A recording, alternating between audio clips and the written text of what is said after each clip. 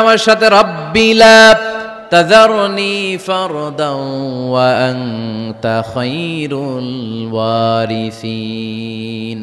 এর মানে হলো আল্লাহ আপনি আমারে নিঃসন্তান বানিয়ে এই দুনিয়ায় রাখবেন না, আপনি তো উত্তম উত্তরাধিকার তৈরিকারী, আপনি উত্তম সন্তান দানকারী, ঠিক কিনা? আল্লাহ তাআলা সন্তান দেন, এজন্য আপনি দোয়া করবেন, এই দোয়াগুলো পড়বেন। রব্বি হাবলি মিনাস সালিহিন, আমার সাথে সাথে আওয়াজ করে পড়েন, রব্বি হাবলি মিনাস সালিহিন।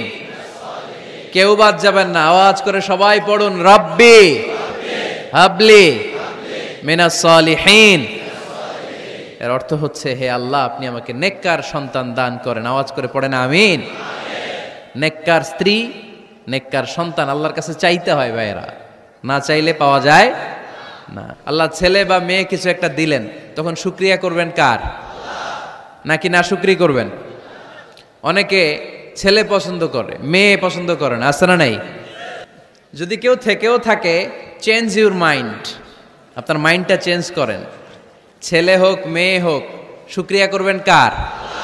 কারণ পৃথিবীর এই যে বড় বড় বিজ্ঞানীরা মাইক বানাতে পারে, মোবাইল বানাতে পারে, কম্পিউটার বানাতে পারে, রকেট বানাতে পারে, জেট প্লেন বানাতে পারে, হেলিকপ্টার বানাতে পারে, কিন্তু পৃথিবীর সব বিজ্ঞানীরা মিলে একটা বাচ্চা বানাতে পারবে? একটা সন্তান বানাতে পারবে?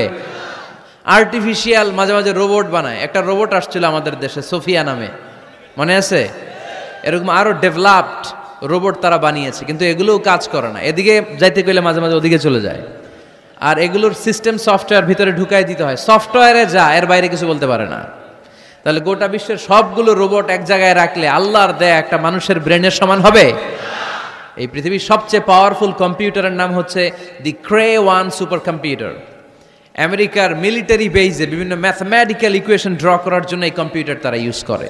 এরকম 10,000 সুপার কম্পিউটার মিলেও একটা হিউম্যান ব্রেইনের সমান হবে না। চিল্লায় পড়েন সুবহানাল্লাহ। তাহলে ছেলে হোক মেয়ে হোক, শুকরিয়া করব কার? অনেকে ছেলে হইলে মহা খুশি, পাড়ার সবাইরে মিষ্টি খাওয়ায়, মেয়ে হইলে খুশি হয় না, আছে না নাই? এরকম করবেন না, কারণ আপনার হাতেও নাই, আপনার বউয়ের হাতেও নাই। কার হাতে?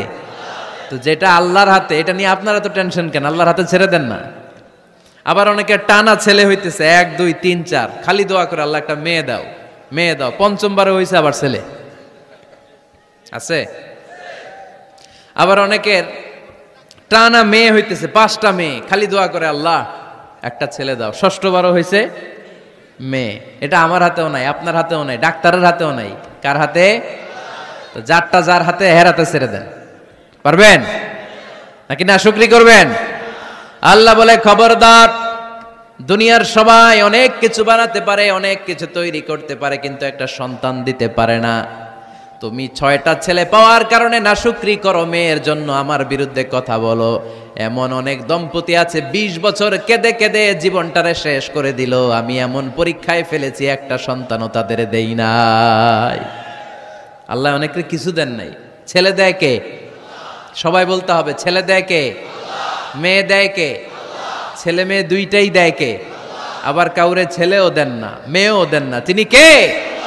এজন্য তিনি বললেন, ইয়াহাবু লিমান ইয়াশাউ ইনাসান ওয়া ইয়াহাবু লিমান ইয়াশাউ যুকুর আও ইউযাওয়িজুহুম যুকরানাও ওয়া ইনাসা ওয়া ইয়াজআলু মান ইয়াশাউ আকিমা ইন্নাহু আলিমুন কাদির। পড়েন সুবহানাল্লাহ। আল্লাহ ডেকে বললেন, আমি এমন এক সত্তা, আমি যারে চাই তারে ছেলে দেই, যারে চাই তারে মেয়ে দেই, যারে চাই তারে ছেলেও দেই, মেয়েও দেই। আমি এমন এক সত্তা, যারে চাই না তারে ছেলেও দেই না, মেয়েও দেই না। তিনি কে? তিনি দেন। এজন্য শুকরিয়া করবেন কার? ছেলে দেখ মেয়ে দেখ, সন্তান হওয়ার সাথে সাথেই ছেলের কানে বা মেয়ের কানে আজান দিতে হবে। কে দিতে হবে? আজান দিতে হবে। দেন না আপনারা? দিবেন নাকি ইমাম সাহেব হুজুর আসবে তারপরে দিবে, বসে থাকেন? খতিব সাহেব হুজুর না আসলে তার আজান দেওয়া যাবে না, বড় হুজুর না আসলে তার দেওয়া যাবে না, এরকম না। মুসনাদে আহমদ ইবনে হাম্বলের হাদিস, ফাতেমা রাদিয়াল্লাহু তাআলা আনহার প্রথম সন্তান ইমাম হাসান রাদিয়াল্লাহু তাআলা আনহু, আল্লাহ রাসূলের নাতি ইমাম হাসান যখন জন্মগ্রহণ করলো, বিশ্বনবী নিজে এসে হাসানকে কোলে নিয়ে হাসানের কানের সামনে আজান দিয়েছেন। আযানা রাসূলুল্লাহি সাল্লাল্লাহু আলাইহি ওয়াসাল্লাম আলা উযুনাইল হাসান হিনামা ওয়ালাদাতহু ফাতিমাতু বিসসালাহ। বিশ্বনবী নিজে আযান দিয়েছেন। আযান দিতে পারেন আপনারা? পারেন না সবাই? আল্লাহু আকবার, আল্লাহু আকবার, আল্লাহু আকবার, আল্লাহু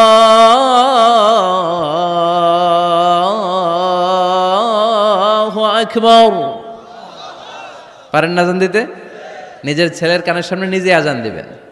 যদি নানা হয়ে থাকেন, নানা নাতির কানের সামনে যে নানাই আযান দিবেন, চাচা যে ভাতিজার কানে আযান দিবেন। আযানের জন্য বসে থাকা লাগবে? আমরা প্রত্যেকে আযান পারি কি পারি না? তো কেন আযান দিব বাচ্চার কানে? দুইটা সিগনিফিকেন্স। নাম্বার ওয়ান, যদিও বাচ্চার আমলনামা শুরু হয় নাই, জাস্ট নিউ বর্ন বেবি, এইমাত্র জন্মগ্রহণ করলো, কিন্তু পৃথিবীতে আসার সাথে সাথেই আল্লাহ বলে ওর কানের সামনে আমার তাকবীর দিয়ে ইসলামটা ওর কানের ভিতরে ঢুকায় দাও, ঢুকায় দাও। শুরু থেকেই তাকবীর দিয়ে ইসলামের পরিচয় ওর কানের সামনে দিয়ে দাও। This is the significance number one. Significance number two, এই পৃথিবীতে যখন কেউ আসে, শয়তান যে তার শত্রু এসে ইয়াতানু ফি জামবাই ইবনে আদম, বনি আদমের দুই পা ধরে দুইটা গুতা মারে, আর বাচ্চা ওয়া ওয়া করে কেঁদে ওঠে। বনি আদম পৃথিবীতে আসার সাথে সাথে শয়তান গুতা মারে আর জানান দেয়, তোদের কারণে আমি জাহান্নামী, তোরে সারা জীবন এমন ওয়াসওয়াসা আমি দিতে থাকবো, তোদেরকে জাহান্নামী বানানোর আগ পর্যন্ত আমি ক্ষান্ত হব না। আমি যে দুনিয়াতে ওয়াসওয়াসার জন্য এসেছি, আমার উপস্থিতি, আমার অস্তিত্ব আমি জানান দিলাম। গুতা মারে। তো শয়তানে করবে শয়তানের কাজ, আমরা করব আমাদের কাজ, ঠিক কিনা? শয়তান মারবে গুতো, আর আমরা কি দিব? চিল্লায় বলতে হবে কি দিব? মনে থাকবে, ভুলে যাবেন না তো আবার। তাহনিক করা সুন্নাহ। তাহনিক হচ্ছে খেজুর, কোনো আলেম খেজুর একটু চিবিয়ে ওই চিবানো খেজুরটা বাচ্চার ঠোঁটের মধ্যে লাগাই দিবে। আল্লাহ রাসূল সাল্লাল্লাহু আলাইহি ওয়াসাল্লাম বাচ্চাদেরকে এরকম তাহনিক করতেন। যদি খেজুর পাওয়া না যায়, একটু মধু নিয়ে মুখের মধ্যে লাগাই দিবেন। আধুনিক মেডিকেল সায়েন্স এটাকে খুবই স্বাস্থ্যসম্মত বলেছে, হেলদি। কারণ বাচ্চা যখন দুনিয়াতে আসে, তার নিউট্রিশন চ্যানেলটা মানুষ কেটে দেয়। তার নিউট্রিশন চ্যানেল হচ্ছে তার নাভির সাথে তার মায়ের জরায়ুর একটা কানেকশন। তার মায়ের জরায়ু থেকে সে এনার্জি পেত, নিউট্রিশন পেত। মানুষ যখন এটা কেটে দেয়, তখন তার নিউট্রিশন সাপ্লাই বন্ধ হয়ে যায়, কিন্তু তার এনার্জি খরচ করার প্রবণতা বেড়ে যায়। সে এসে ওয়া ওয়া চিৎকার করে, চিৎকার মারতে তার এনার্জি লাগে। সে হাত পা ছোটাছুটি করে, তার এনার্জি লাগে, কিন্তু এনার্জি নাই, এনার্জির লাইন আমরা কেটে দিছি। তাই ইনস্ট্যান্ট এনার্জি সাপ্লাইয়ের জন্য বিশ্বনবী বলেছেন, তাহনিক করে মুখে মিষ্টি ঢুকায় দাও। সুবহানাল্লাহ পড়বেন না? এখন চিকিৎসা বিজ্ঞানও বলছে, নিউবর্ন বেবি, নবজাতক বাচ্চার মুখে যদি মধু দেয়া হয় বা খেজুর লাগিয়ে দেয়া হয়, ব্রেইন হ্যামারিং থেকে সে বেঁচে যায়। তার ব্লাড সুগার লো হয়ে যায়, কিন্তু মিষ্টিটা দেওয়ার সাথে সাথে এনার্জি সাপ্লাই হয়। সুবহানাল্লাহ পড়েন। আল্লাহর হাবিব সাল্লাল্লাহু আলাইহি ওয়াসাল্লামের কাছে কোনো বাচ্চা নিয়ে আসলেই বিষ্ণু সাল্লাল্লাহু আলাইহি ওয়াসাল্লাম বলতেন, এই খেজুর নিয়ে আস। কে নিয়ে আসো? খেজুর আনলে একটু চিবিয়ে বাচ্চার মুখে খেজুরের রস ঢুকায় দিতেন। আল্লাহ রাসূল সাল্লাল্লাহু আলাইহি ওয়াসাল্লাম আগে আগে মদিনায় চলে আসলেন। আয়েশা রাদিয়াল্লাহু তাআলা আনহুর বড় বোন, আম্মা জান আয়েশার 13 বছরের বড় আসমা বিনতে আবি বকর, উনি গর্ভ ধারণকারী অবস্থায় মক্কা থেকে মদিনায় হিজরত করে আসলেন। উনি বললেন, আনা মুতিম, আমার পুরো গর্ভধারণ পূর্ণ হয়ে গেল। আমি কোবা এলাকাতে আসার সাথে সাথে আমার সন্তান জন্ম নিল, আব্দুল্লাহ ইবনে জুবাইর। আমি এই সন্তান পেয়ে মহা খুশি, কারণ মুহাজির সাহাবারা মদিনায় আসার পরে কারো ঘরে সন্তান হয় না। ইহুদিরা বলতে আরম্ভ করলো, আমাদের বদদোয়া লাগছে, এজন্য তোদের ঘরে সন্তান আর হবে না।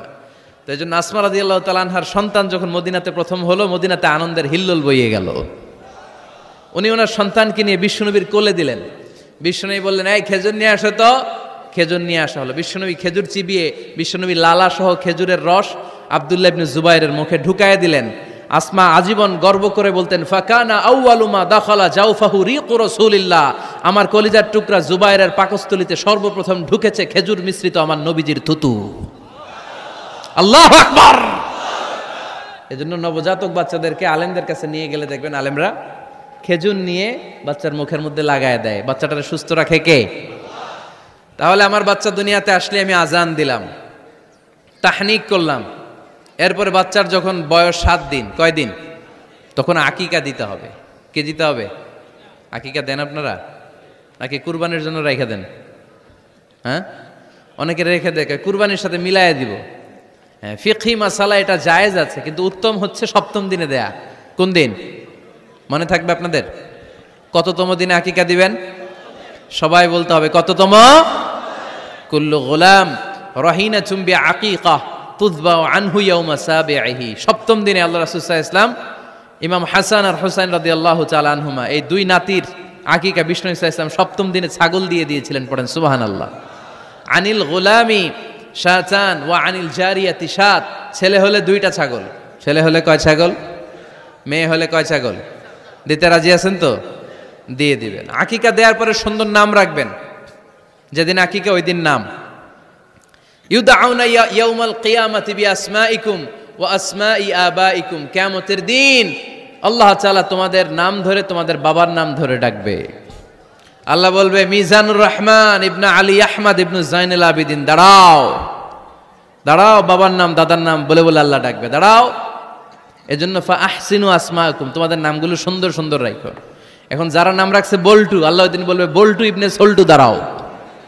ঠিক কিনা? তো বল্টু ইবনে সল্টু ইবনে জন্টু, তখন বল্টু সল্টু জন্টু, দাদা বাবার ছেলে দাঁড়াবে ওই দিন। তো এই কোটি কোটি মানুষের সামনে বল্টু নামটা শুনতে আপনার ভালো লাগবে? আল্লাহর হাবিব সাল্লাল্লাহু আলাইহি ওয়াসাল্লাম বলেছেন আহাব্বুল আসমাইল্লাহ আব্দুল্লাহ আব্দুর রহমান। আল্লাহর কাছে সবচাইতে প্রিয় নাম হচ্ছে আব্দুল্লাহ এবং আব্দুর রহমান। সুবহানাল্লাহ পড়বেন না?